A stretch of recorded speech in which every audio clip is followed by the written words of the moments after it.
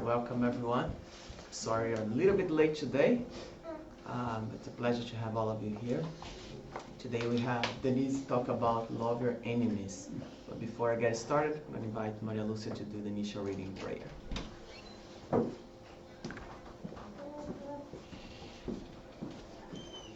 Good morning. Good morning. The reading today is from The Happy Life by Joana de Angelis to Divaldo Franco. Accept people just as they appear to you. This arrogant man that you do not like is sick and may not know it. This recalcitrant gentleman is unhappy within himself. That demanding acquaintance has nervous problems. Some who appear proud are merely suffering from conflicts that they try to hide. Others who appear to be indifferent are experiencing terrible fears. The earth is a great hospital of souls. The person who sees you just superficially has no way of analyzing you correctly.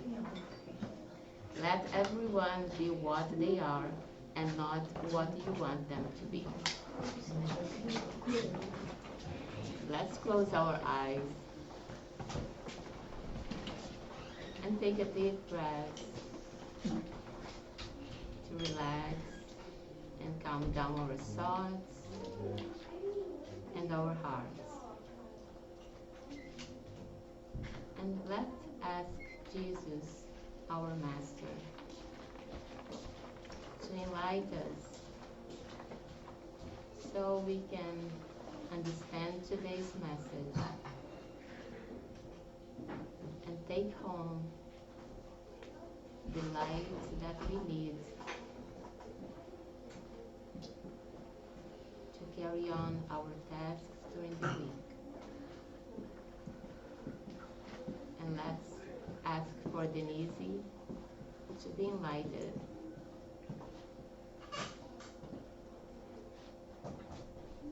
And so be it.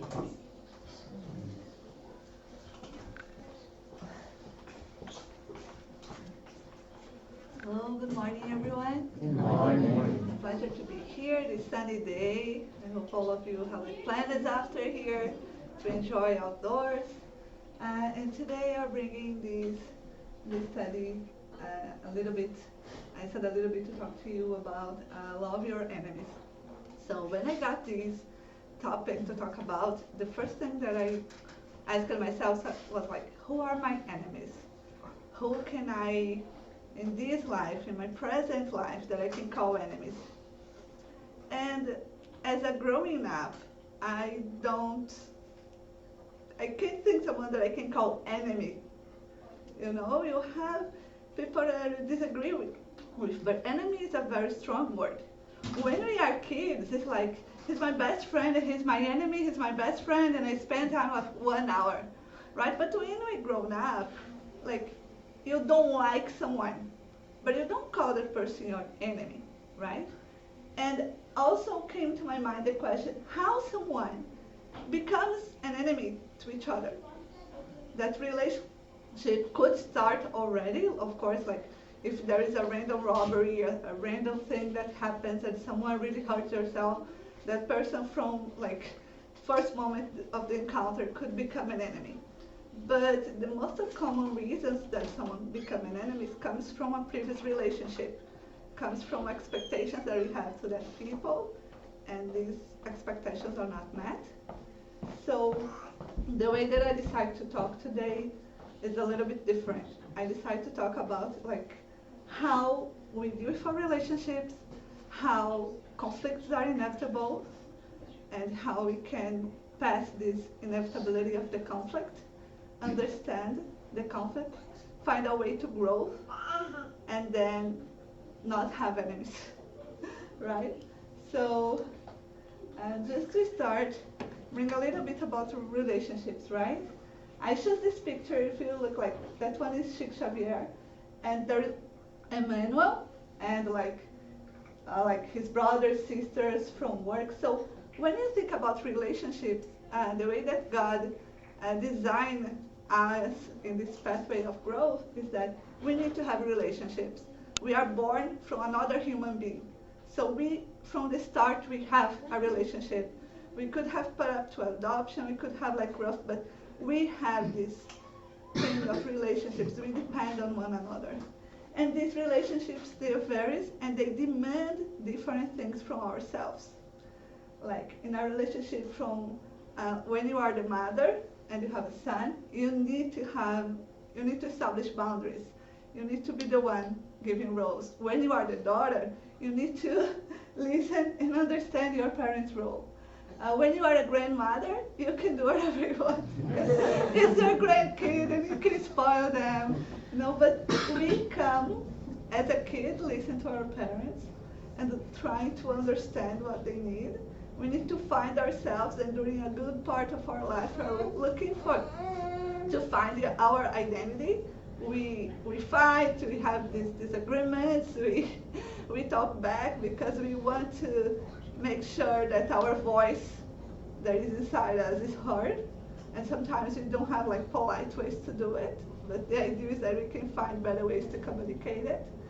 And we grow up, we could decide to have a family or not, but then we are always changing. In our workplace, it's the same. You can start like as an intern or, like a full-time employee, but your demands is going to change. No matter what you decide, the demands that you need to accomplish will be different. And it's like that video game thing. It's getting harder and harder. And it's not only about what the world expects from yourself, but what you also want to accomplish for yourself. We have needs, and we want to meet our needs. And we need these relationships to be able to grow and understand the needs that we have. Sometimes we don't have them in a conscious way, we have them in a subconscious way, and through our relationships, these things are tested, and sometimes you are in your workplace and come that boss that demands all, you're like, I can't believe he's saying that, but actually has a lot like working there, right? And we all have to deal with these relationships, and we always struggle with them. It's not easy, right? It's not easy as a kid, it's not easy to have to listen to your parents all the time. It's not easy to understand the rules. You want to go for an adventure, you want to go to the highest slide possible and jump from it, and your parents will be, you are still too small, you can break your leg, you can break your arm, I don't want you to get hurt. And it's always this struggle of communication about what you need, about what the others need, and how we can find the middle way to make the things work, right? And how from a relationship that starts, sometimes the enemies is not only someone from, like, I don't know, that person become an enemy, but actually most of the time it's people that you have a relationship. If you look so many romances in the Spiritist world, how many like best friends that fall in love with the same person and end up fighting, sometimes killing each other because of that love. Or families that parents want kids to pursue a certain way of life, the kids don't, and they, like, the parent desert that kid and say, I don't want, you are not my son anymore, you have anything, and that becomes this strange relationship, because it's not only strange, right? It's just, you still are connected to that person. It's not like you can just get rid of that person. And that's something that happens because we all will run later, sooner or later, into conflict, right? Like since I have two boys, one is 18 months, the other one is 4 years old, and they really can go like this heated arguments. Oh, he's destroying my Lego thing. I built everything. He comes here and destroy. And you try like, okay, let's calm down. Let's try to find a barrier so he cannot come. But then the little one find a way. It's just, but this conflict is starting in early age, right? In the moment that you have your need, you want to marry, and you have someone else that also has its need, like, right? So normally, if you have two people, they will run into a conflict, no matter what, like 100% of the times. Some of us are taught since the beginning to run from conflict. It's a very common thing that people say, oh, just ignore it, or just to run away from conflict, to not go and try to find solutions. And there is a big mistake, because you start to just reply, like doing reply in your other relationships. You avoid the conflict. In order to avoid the conflict, you're going to have two ways. Or you're going just not to have the things you need met, right? So you just like annul yourself in order to avoid the conflict and let the other person win. Or you're going to estrange for that person and just say, start to avoid. Oh, if I see that person on the right sidewalk, I go to the left sidewalk. And then problem solved, because if I don't need to see that person, if I don't need to talk to that person, then it's like problem solved for me, but it's not really how things work, right? It's not like a solution. It's just like sort of temporary medicine that we try to avoid for a certain time that problem. And it's funny, I was watching this week a movie that it's a beautiful movie called Beautiful Boys, about the relationship of the father and the son that is addicted to drugs, and he has these relapses. It's like 10 years of him going back and forth of treatments, and there is a moment that he says that he's in a facility and he's in one of these circle groups, and he stands up and says, hi, I'm here. And the psychologist asks, like, what is your disease? And he says, oh, I'm addicted to drugs. And he says, no, that's not your disease. That's how you are treating your disease. Because your disease is your feelings. You have these feelings, you have these ideas, you have sometimes these voids that we create. And we find different medicines to treat. Some people could go to drugs, there's all sorts of compulsions out there, all sorts of ways that people try to use in order to avoid to deal with our inner conflicts, right? Because at the end, the way that we relationship with people is just a mirror, right? These relationships are mirrors that we have from the needs that we have within ourselves. So when we are avoiding these conflicts, we are also avoiding the possibility of face our own mistakes, our own problems, and avoid the possibility of growth as well, right?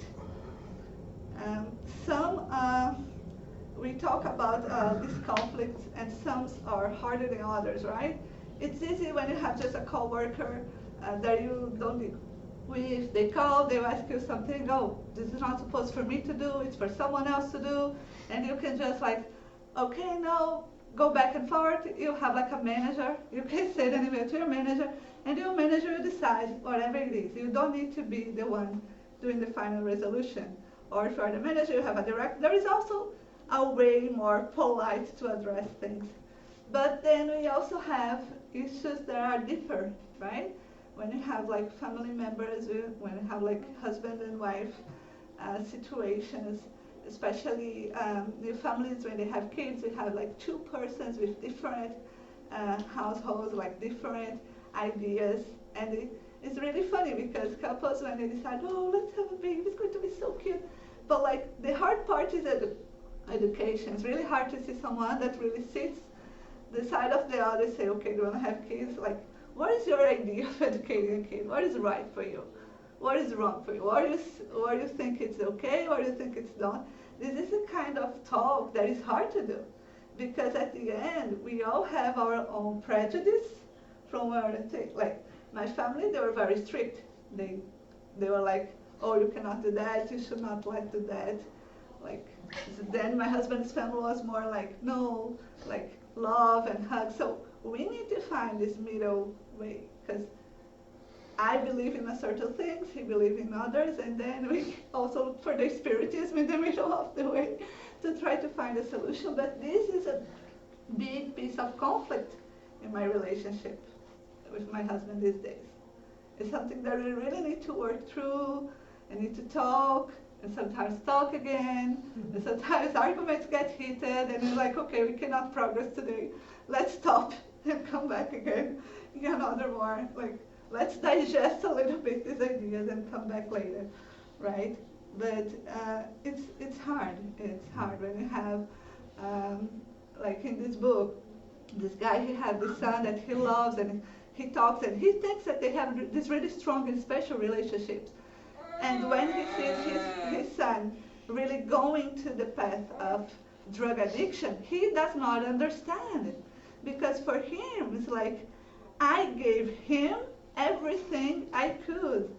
But for his son, is that my needs are not met. Like, you know, like, there's these relationships that sometimes you think you are loving someone, and that's everything we need, like, love is all we need. But sometimes that person doesn't feel loved.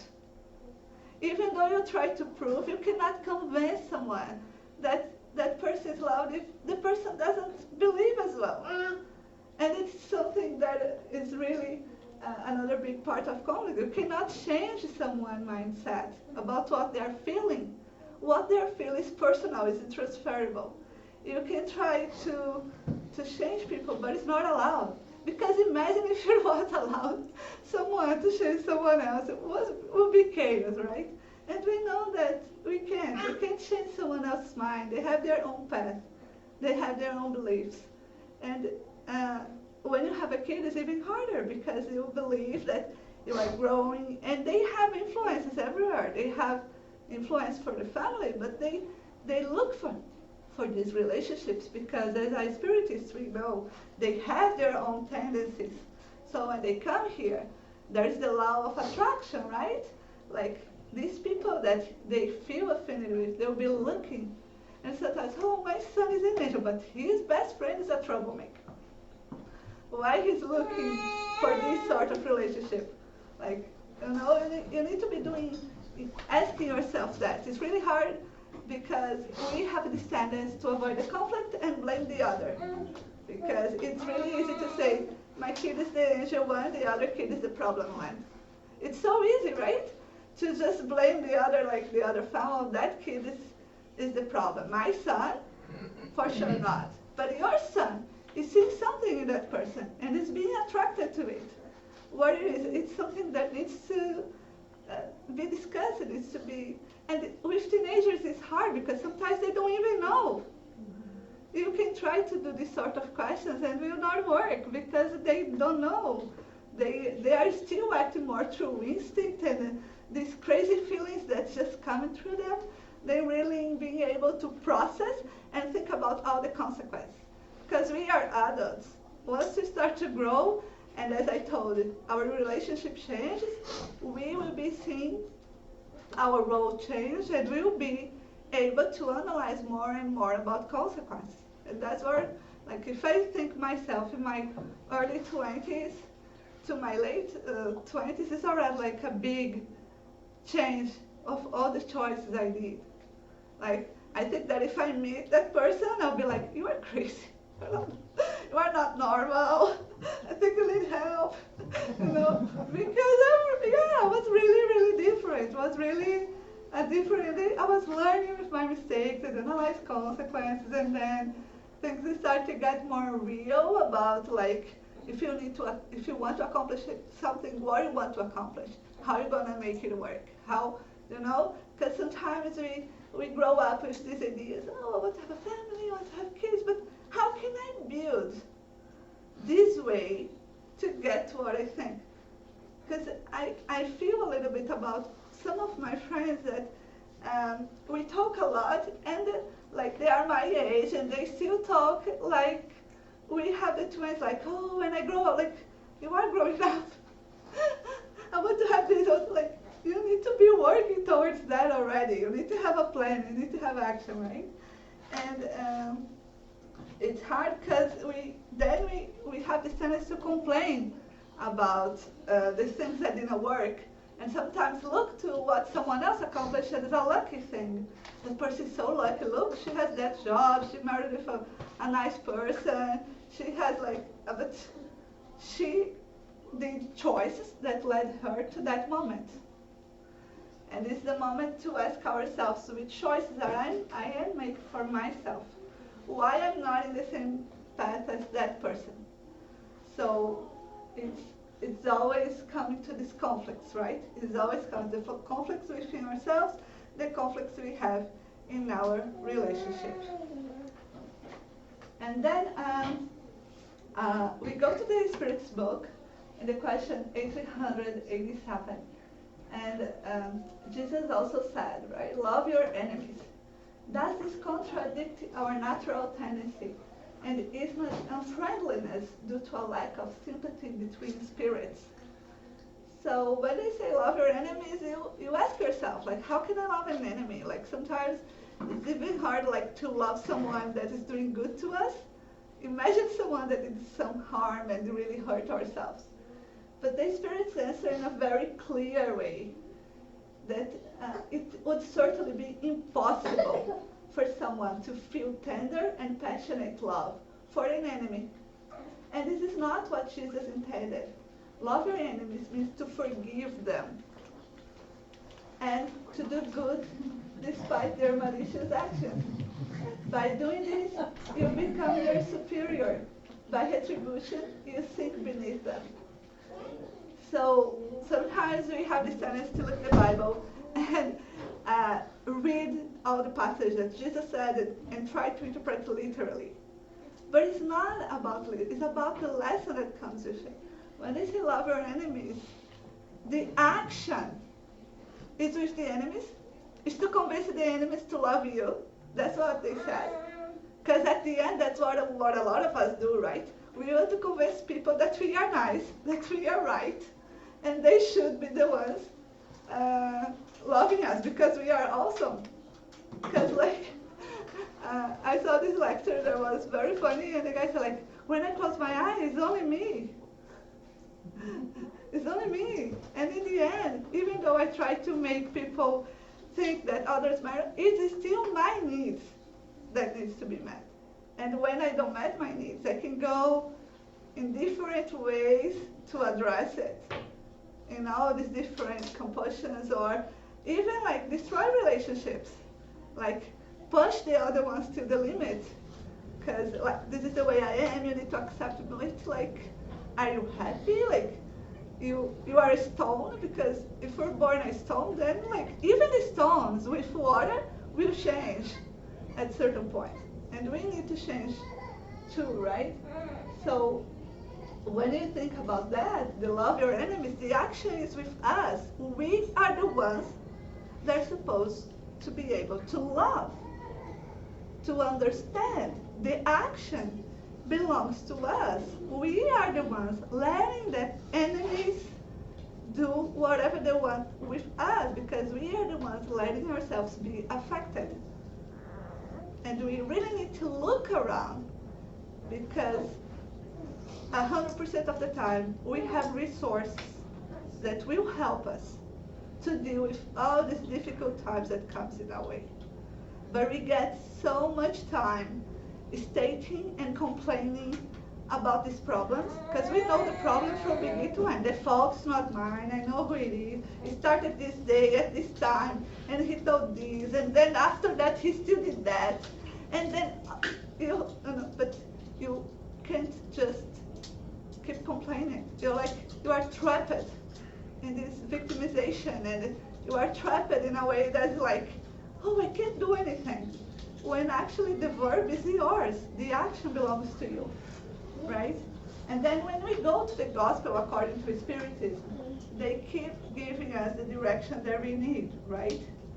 Because they still, there is a whole chapter about love your enemies, and I choose a little passage from this chapter where they say, therefore, to love one's enemies does not mean showing affection, which would not be within our nature, as contact with an enemy makes our heart beat in an entirely different manner to the way it beats on contact with a friend. To love one's enemy means we should not hate, nor bear rancor against them, nor desire vengeance. It means to forgive all the evil they have caused without hidden thoughts and without conditions. We try to hidden thoughts from ourselves. We create conditions to ourselves. Imagine how hard it is not to have these thoughts and not to create these conditions to others. It's hard. It's not easy. It's not easy. It's really hard. But as they mentioned there, and it's a very interesting thing, a contact with an enemy makes our heart beat in an entirely different manner. Because they also say, because between people who have no confidence among themselves, there cannot be the same manifestations of sympathy which exist between those who share the same ideas. In short, no one can feel the same pleasure when they are with an enemy as would be felt when in the company of a friend, right? There is this thing about the thoughts. When someone has this different vibration, has this like meaningful or like this, how can I put it? Like they have, because we know some brothers and sisters, they are still in a different level. They really could be still in a way that they feel pleasure to cause harm to someone else. They could still be in a stage that hurts someone else. And that's what creates this barrier as well, because they are like emanating these thoughts, these negative thoughts that when someone that is not in the same vibration, you feel like, I don't want to deal with this person. I don't want, but as I told, like you have your own role, you have the action, how that person could affect, but sometimes that person like really chooses you and goes after you, and it's hard, right? But this feeling of love could be understood as the feeling of acceptance, the feeling of resignation, right? Because when we are going through these hard times and we have someone that is really hurting ourselves, and sometimes we don't even know why, because even as spiritists, even if you believe in a previous life and you think, okay, I really did something really bad to that person in a previous life and now she's coming for revenge, it's still hard, right? We still want to protect ourselves because it's another natural law. We have the survival law. We want to protect ourselves. And you need to do that. And that's why the Spiritist, not only in the Spiritist book, but also in the Gospel, say that it's not showing affection, but not to have these feelings, because in the moment that that person is doing harm to you and you get connected to that vengeance feeling, you are feeding her. You are feeding this back and forth of negativity. And you are the one most affected. Because imagine, like, the same time that it's hard to be good, like, when someone is really, really bad, if you try to play the game to be as bad as that person, you're going to lose because she's really good at being bad yet. You probably, if you are here, if you are looking for Jesus' words, if you are looking for his path, you are already in a level that you are not that bad. So if you decide, okay, I'm going to vengeance, like you are going to be in her expertise, and she will win. Because even if we want, as we know in evolution, we cannot go backwards. We came to a certain way. So there are certain things in our moral that will not allow us to go back and do certain things, right? Sometimes we watch all this TV show, all these things, and this, like, you look at things, oh my gosh, how this is even possible? They come up with the ideas that are like, oh my, someone is really in trouble there. But it's this process, right? This way that we should, like, as much as we can, try to distance ourselves in this negative way. Still in the Gospel according to the Spiritist, they bring to us. If instead of bemoaning Spiritists were to thank God for being put to the test, they should also thank the hand that offers them the opportunity to demonstrate their patience and resignation. This idea will naturally dispose them towards forgiveness. They also know that apart from this, the more generous they are, the more they become elevated in their own eyes, so putting themselves beyond the reach of their enemies' darts. So in the moment that you really try to believe in God, because it's a test of faith. It's a really hard test of your faith. Because we can witness Jesus' work in silence, right? We can through the resignation, through acceptance, sometimes we can be the witness of that we really believe in their words. My grandmother, she lost 2 kids, actually growing up, my mother and her younger son. And during her whole life, she was an example of acceptance for me. I looked at her, and not even in a moment, she turned herself against God. You know, to say like, because she was a nice woman, she had like this very religious, she was Catholic, and she was really, and she never put herself in a way that she will defy God. During her whole life, she wasn't like talking about Jesus' work. She read the Bible, she wasn't the person that was talking, but the way that she lived, she was living through Jesus' gospel. In acceptance, in resignation. She didn't have to say a word. She was living it. She was showing to us as family and inspire us. Because it's one, I think, of the hardest tests that someone can go is to lose a child. She lost 2, and she was still, like, in perseverance and strength in her faith. And for me, she was like the inspiration. Through a lot of hard times that I had in my life, I always looked at her, and sometimes, I can admit, I could not understand. I looked at her and like, this God of yours, okay, he's kind of very sarcastic, because by the way, what he's doing, like, why this person that is so nice is dead, and someone that is completely like mean and do so many hurtful things to so many people is still out there. I just don't understand. You know, and I had this argument with her, and she always looked at me and say, one day you will understand. Because in my heart, I know that there is not one leaf that falls from a tree without his permission. If he gave me this test, it's because I need to handle it, and I'm going to. And as a teenager, I thought like I was another big like, test for her. She was like, okay, she's testing my patience, and I'm going to pass it too. But it's important. She was really living this without even saying words. She wasn't like the ones coming to me and say, oh, you need to believe in Jesus. I need to convert you. I have the moments that I struggle with my faith. And she, not even in the moment, was like, okay, sit here. You need to believe in Jesus. Do you understand that? Like, I put you in the church. You did all your confirmations. Why are you saying that now? You cannot say that. Just listen. No. She was never trying to convince. It's another big thing for conflict, right? We try to convince the other one that we are the right ones. Not only religious. In Brazil now we are having this issue with politics. Everybody's like on the right side. Nobody is able to listen to each other. And it's causing this great chaos. But we're going to find solutions, right?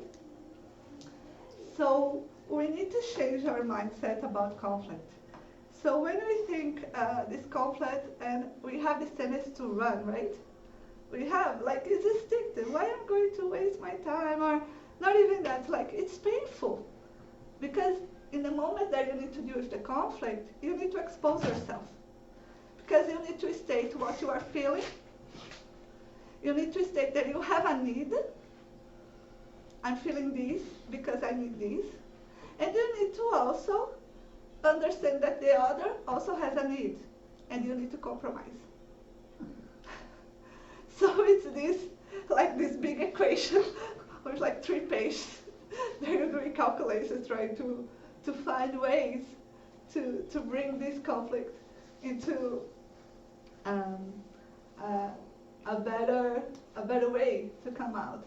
And 2 of the things that most evolves into a bad conflict is not to know the right time and the right words to communicate. We have issues with communication. We think that little kids, like toddlers, now they learn a little bit of sign language, like if they want water, and you think, okay, when he starts to talk, it's going to be easier because then he'll be able to tell me what he wants, but it's not that. Like, I'm 37 years old, and sometimes I don't know what I want, not in a conscious way. I know that I need something, but I struggle sometimes to find the words to communicate, like with my husband, even to my kids, because sometimes, don't yell, but you are yelling, but what? No, I'm yelling because you are yelling, no, but I'm yelling because you are yelling, and you get in this argument, you know, it's just like, you are lost. How can you tell someone not to yell if you're yelling? Like, and parents, sometimes you go in these crazy things, and it's true, you just sometimes lost your temper, and you don't even, like, I was so fine, where was the trigger? I cannot even realize what it was. But the way that we try, the time that we try to talk, the words that we choose, they matter. And that's why for like these big conflicts that we have, it's important that we take the time to process and find a better way to communicate it. Try to bring this way a successful resolution for our conflict, right? Because another thing is that we need to show coherence between what we say and between what we do, right? We need to find this coherence. If you think about like great Christians, the great Christians out there, most of them were not good speakers. Think like Francis of Assisi, Mother Teresa, even Chico Xavier. He wasn't like a big speaker. He wasn't new about like he was eloquent or anything like that. They lived it. They were practicing the gospel. They were like living Jesus' words every day.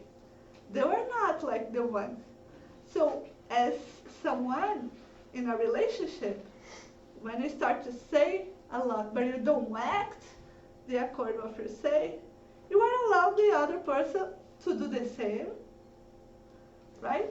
And at the same time, the other person will get confused. Why she's always saying, like, let's save money if she's going to the mall every week buying new stuff?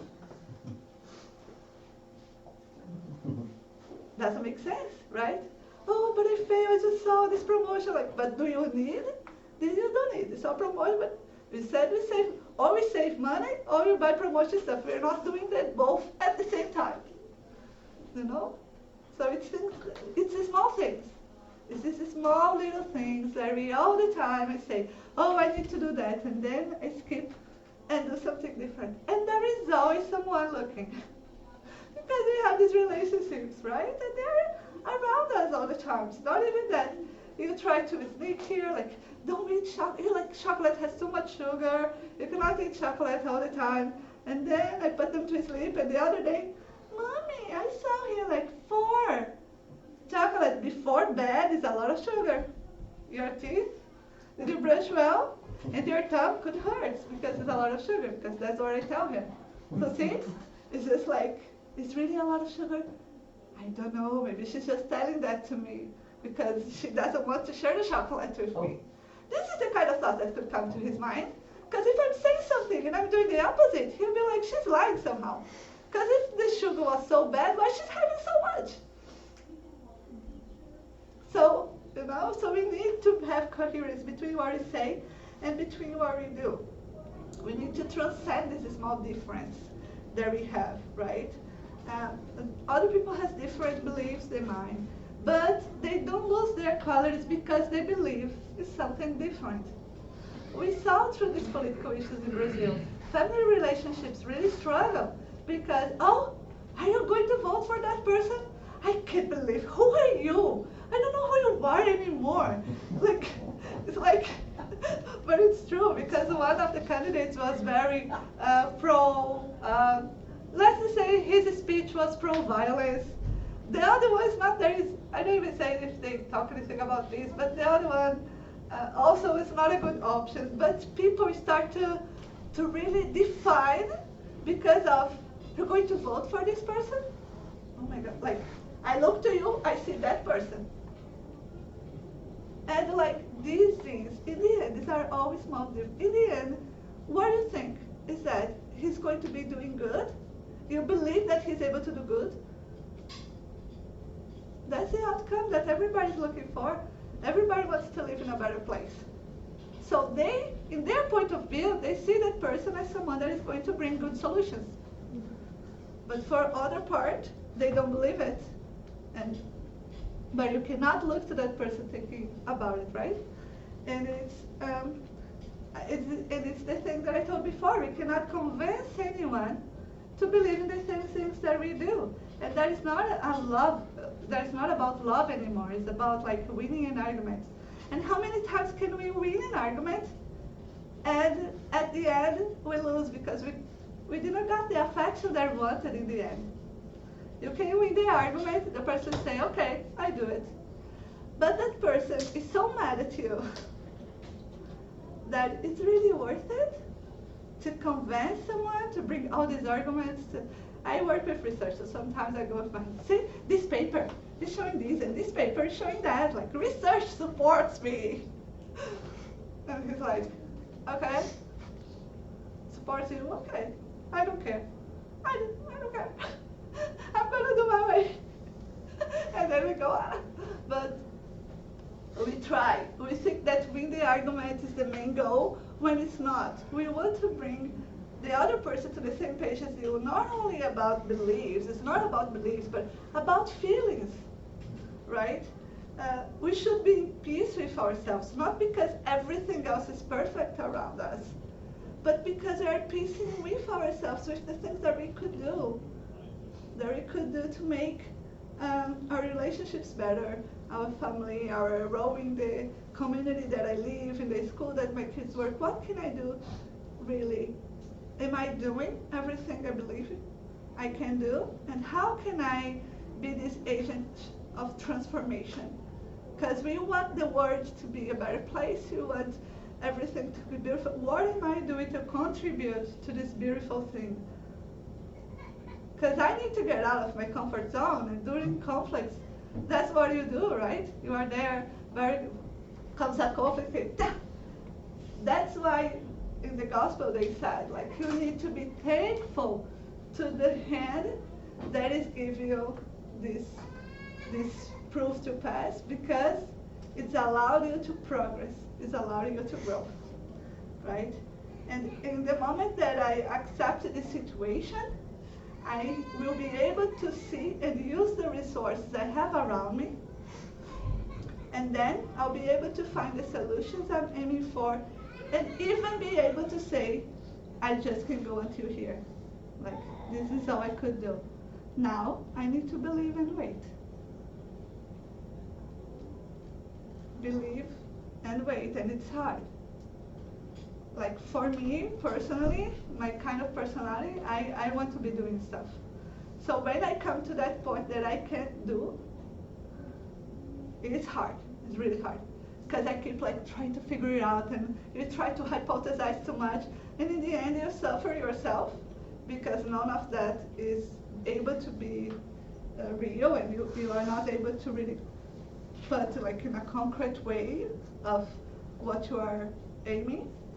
You cannot, like, you try to figure, but because it's not only about you, you cannot convince the others.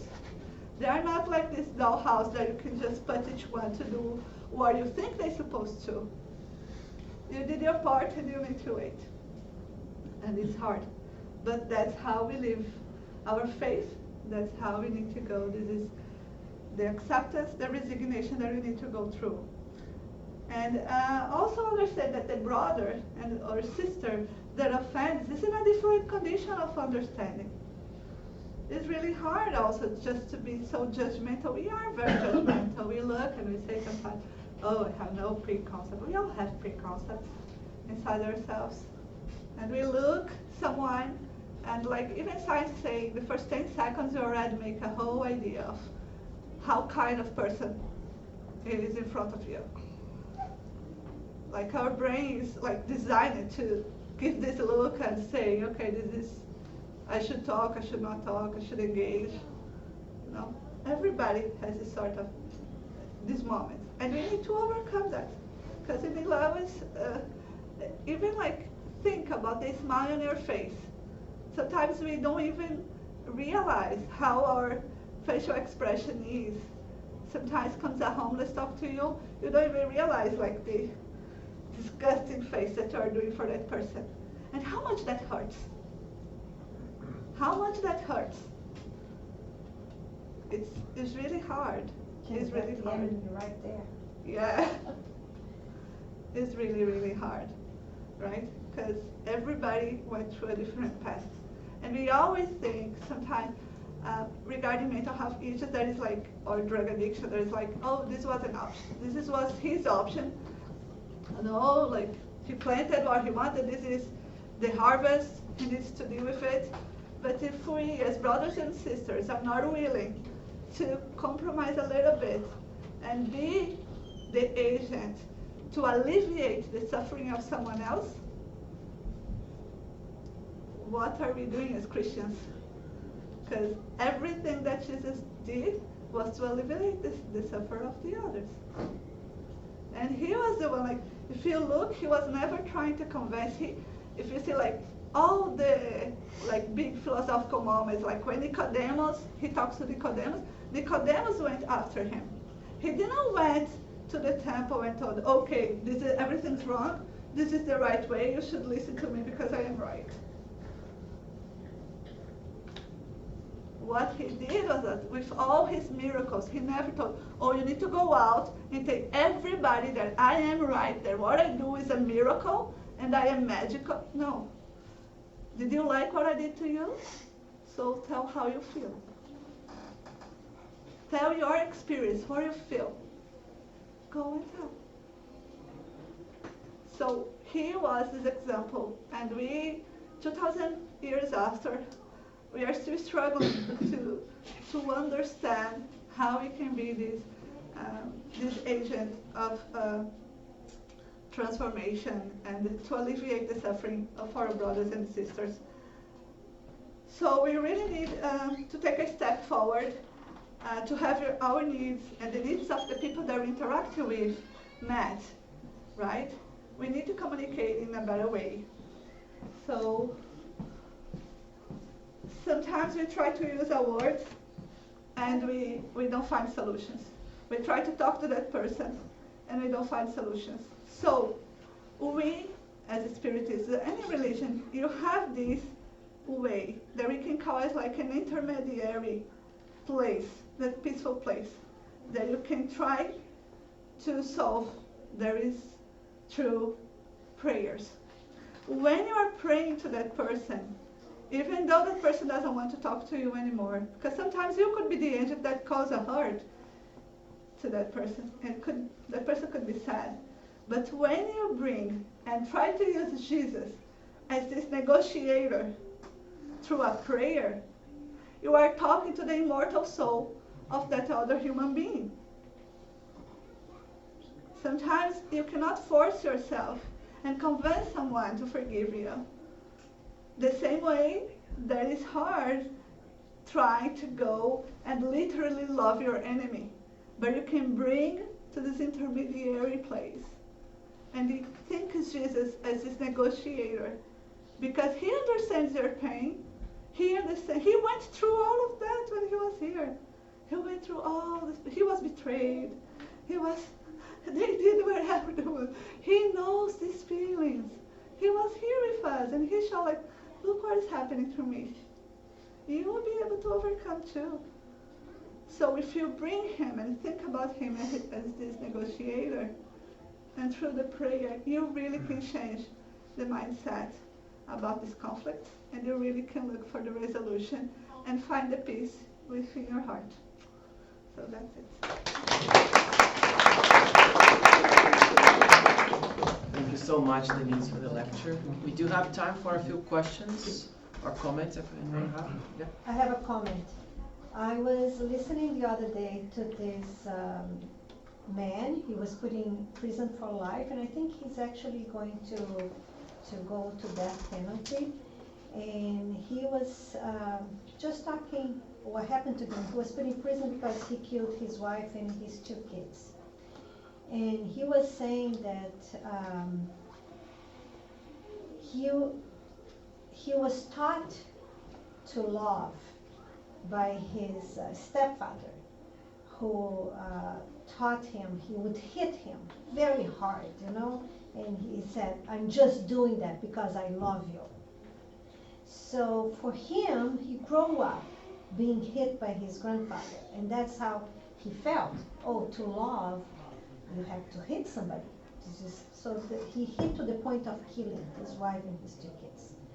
And he said, I finally learned what love is. And he was telling about this woman who would go every week and talk to him. Nobody would ever come and talk to him but this woman.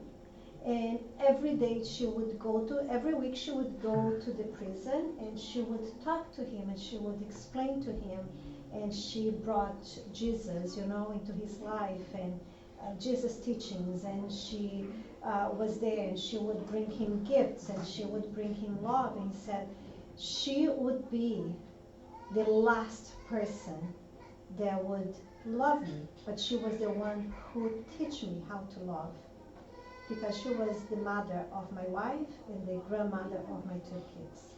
So this is a real story about an enemy. This is a real enemy. This woman, this man would be the enemy of this woman. And she, when Jesus says, love your enemies, it's because she was really loving him. And she was the instrument who taught him how to love. Because this was killing her, like not to have her daughter and her 2 kids, that was her only daughter. It was really hurtful to her. So she had to understand what happened to this man. And when she started learning who he was and what happened to him, she was able to be touched by the love of God and the love of Jesus, and to be able to transform her own feelings by forgiving him. And using forgiveness is the only tool that we can really, get away from anything that we consider a different person, a different mindset. And if we are not able, because of our own growth, our own spiritual path, it's through prayer. So, disconnecting of that hatred or of that vengeance. This is how we can disconnect with the other person, is just by praying to him, or praying to us, because I think the worst enemies it's our own thoughts. So this is my worst enemy. So if I can control that enemy, that bad thoughts that I have, there will be a way of me of getting growing this lifetime. So they are our differences. Maybe we don't have enemies. Maybe we don't have thank God we don't have the beginning of build new enemies. We already had. But one day we did kill somebody. We forget that we were in the path of not being who we are today. So we were not as good as we are today. So remembering that if the person did bad to me, I don't have to do bad to him. But if I'm not able to forgive, at least I can pray for that person. Because one day we were that person too. A comment? Anyone else? Any question? No internet either? Okay. So thank you very much, Denise. Thank you for everyone. Thank you for those watching us through the internet. We invite you guys to do our final prayer. And for those who are here, we're going to get prepared for the passes. So just give us a minute, stay in prayer, and we're going to get started.